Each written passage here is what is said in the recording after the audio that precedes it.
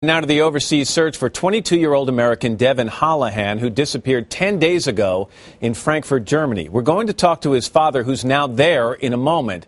But first, NBC's Stephanie Gosk has the latest on this story. Stephanie, good morning to you. Good morning, Matt. Well, the police are searching everywhere, along riverbanks, down alleyways. They're using helicopters, boats, sniffer dogs. They've even asked Devon's friend from Prague to come back here and retrace their steps from that night. But still, there are no real leads. Investigators say they're running out of options. More than a week since his son disappeared, Jeff Hollahan flew to Germany to join the search himself. It was time for me to be here and see what I can do here in Frankfurt to help the cause. 22-year-old Devon Hollahan and his friend Josh Friedman came to Frankfurt for a weekend break on November 21st. After a concert and backstage party at this club, the two went looking for their hostel. It was just after 3 in the morning. Not sure where to go, Friedman asked for directions. When he turned around, he says Devon was gone. When he's been drinking, sometimes he will just leave and not say goodbye. Like, it's happened, when we're all out together. This time, the 22-year-old never came back. Since then, no one has used his phone or credit cards. Hospitals and police stations in this city don't have any leads either. Investigators are officially treating it as a missing person case. His father and aunt aren't ready to give up hope.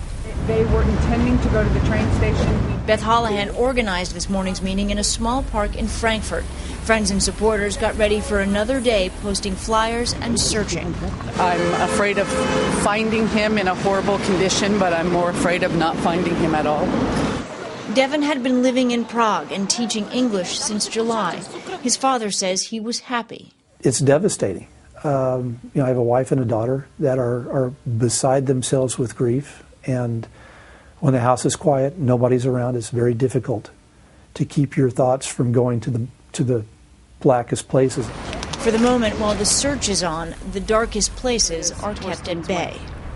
Thank you guys for... The family is working closely with authorities here, but both Devon's aunt and his father say there are things that they aren't being told, and that's because this case is still ongoing and police are being cautious, Matt. All right, Stephanie Gosk in Frankfurt for us this morning. Thank you very much, Stephanie.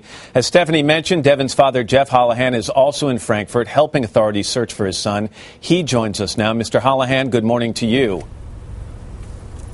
Good morning, Matt. I know this is a difficult time for you, and I really appreciate you spending time with us. Stephanie just said something that caught my attention, that there are certain things you are not being told by authorities. Can you shed some light on that?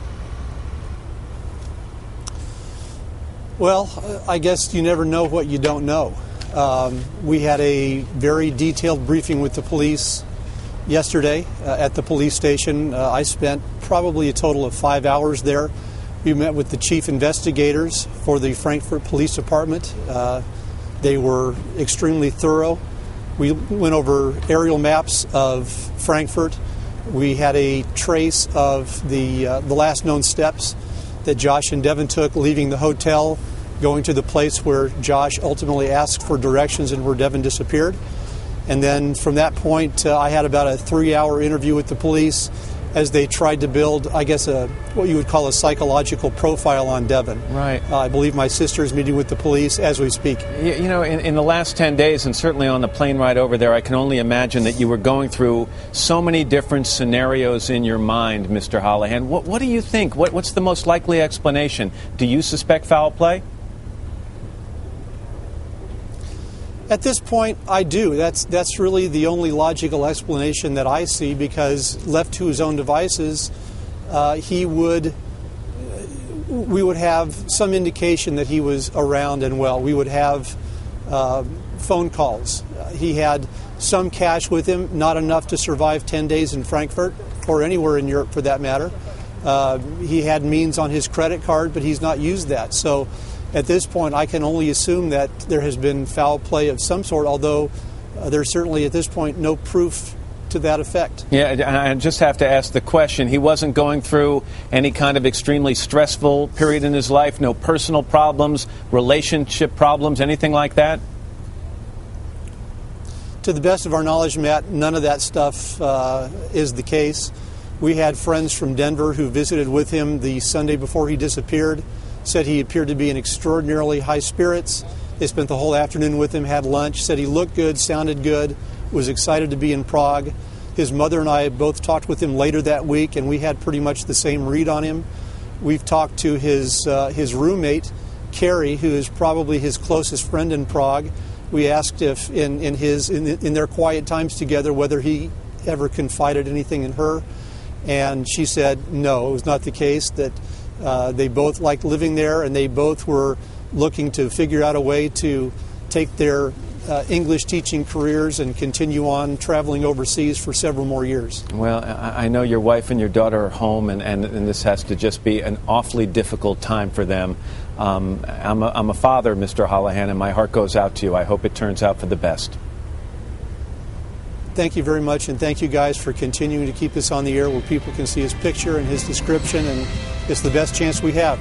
We will keep it up. And if you have any information, you can leave it on our anonymous tip on our website at todayshow.com. We're back after your local news and weather.